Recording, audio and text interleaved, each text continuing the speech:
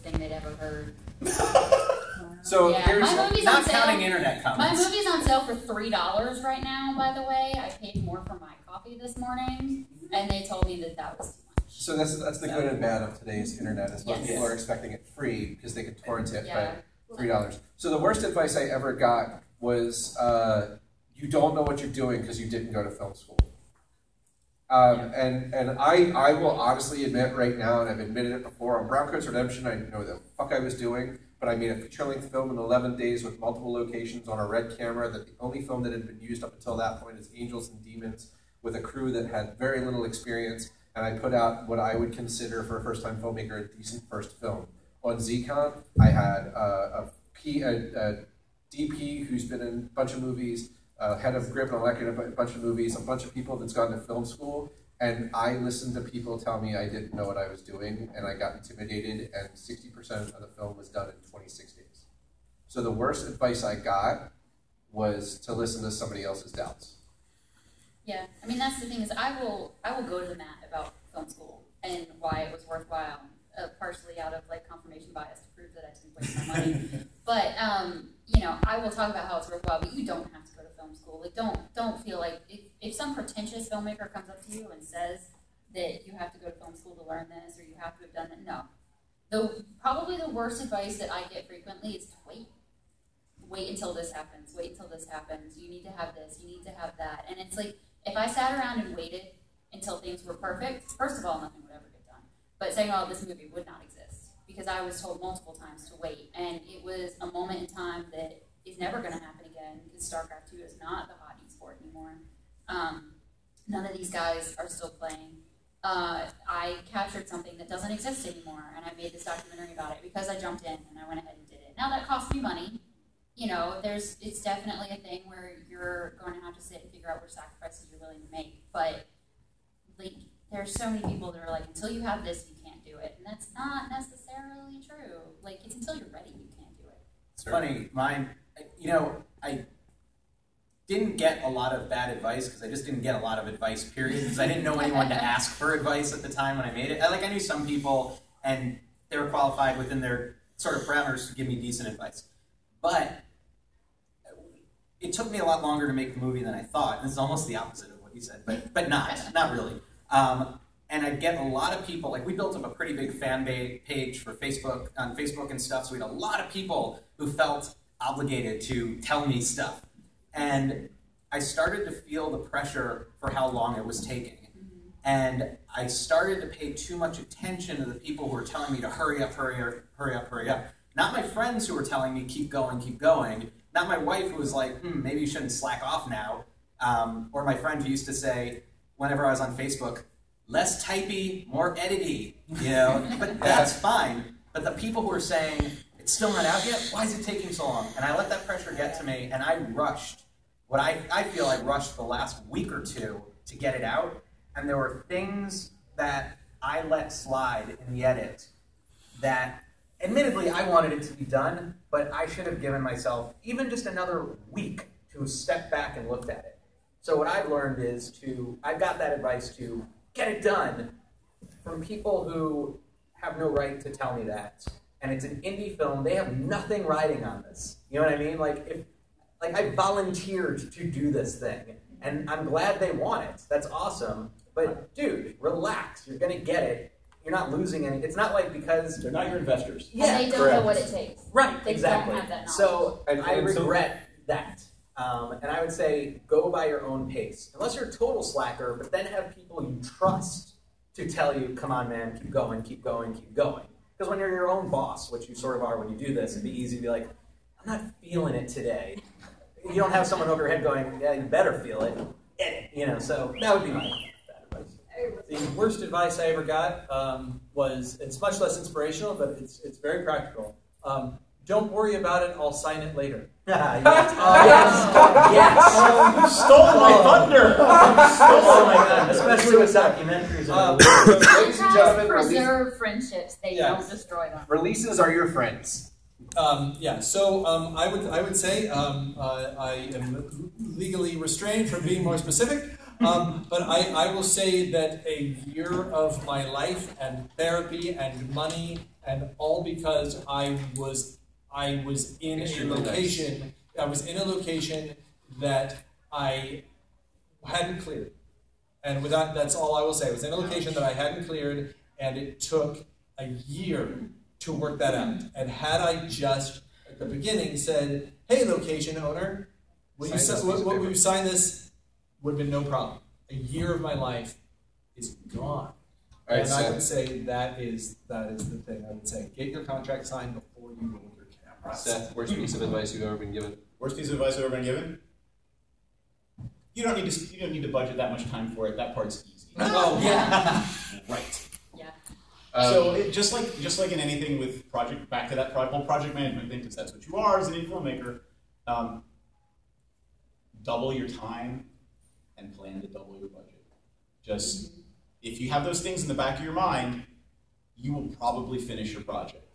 If you come to this thinking, I'm not going to go over this dollar amount, this is my budget, you're in trouble. Yeah.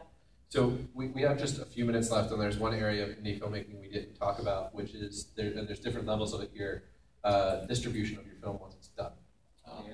All right, so for Dyson Men, we realized we couldn't go the traditional distribution route. It would be pennies on the dollar. Our entire addressable market is maybe 100,000 people, 200,000 people. So, we're not going to be in Best Buy. So we didn't go the traditional distribution route. However, we're doing digital distribution through VHX. We're distributing through a game store distributor, Indie Press Revolution, because the target market for our movie is gamers. We just got German and EU distribution through Ulysses Spiel. And by Christmas, this is the big announcement, by Christmas we will be on iTunes, Amazon, and Netflix. Wow, Netflix. Yes. Well, I don't know. The distributor has to give the rights back if he doesn't get us on Netflix. So don't get me started. Justin, you've experienced both sides of the spectrum. Yeah, I would say that that my experience of distribution has been my first film got out there everywhere, and the distributor decided not to pay and disappeared into another country. My second film, the distributor was very honest. It got into Netflix, which was the biggest thing it got into, but after that had no other plan. And then we're doing other things with this film that is making me very happy.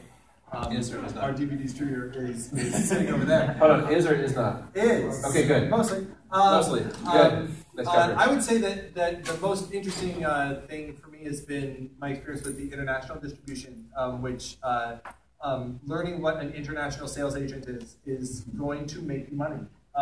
Because yes, you will get pennies on the dollar, but how are you going to get into Korea? You need someone who knows how to go to those film markets and get you in there. So that's been interesting for me. So sales agents, look them up. We're running out of time. So who's our next panelist? That would be me.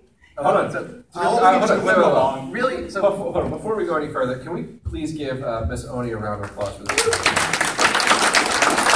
This came out of her brain! There's a room full of people and a bunch of, there's a jackass and a bunch of also people up here talking about film because of this woman, so I really appreciate it. But real quick, distribution, we'll wrap up. In the very beginning, I thought, it's a film about Star Wars toys, the collectors are going to want it, so I'll put it out on DVD. I knew a guy who distributed to brick and mortar stores sort of wholesale, so I signed with him, and then I set up my own Amazon store so I could just sell it in a way that everybody could find it. And then I got a call from person to person, and ultimately ended up with a company called Gravitas Ventures, which is digital distribution.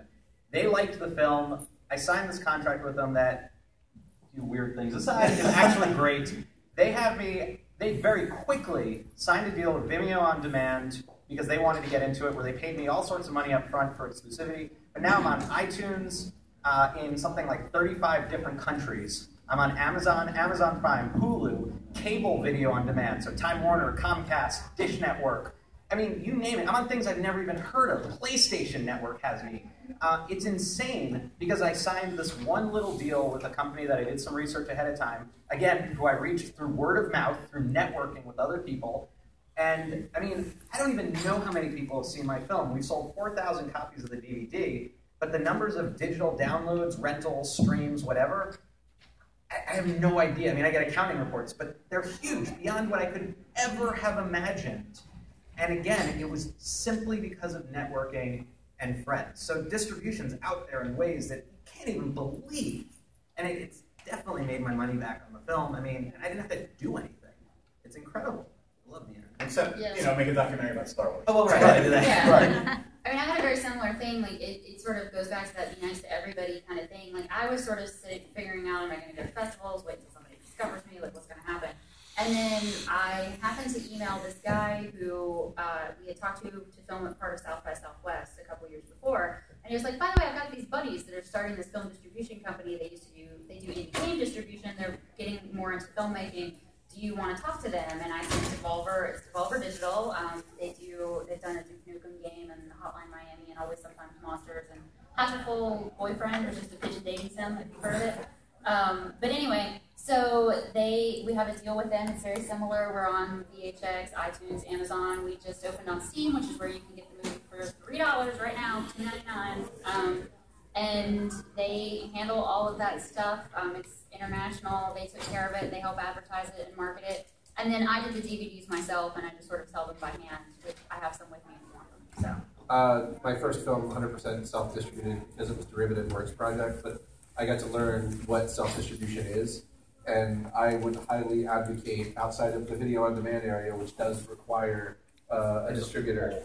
I take, whether it's one film or all your films, hustle it yourself because you'll have a greater respect of what it takes to put your movie out there. You'll also get a greater piece. You'll get much more money in your pocket, and the one thing that distributors never do is they never supply you the list of the people who've watched your movie.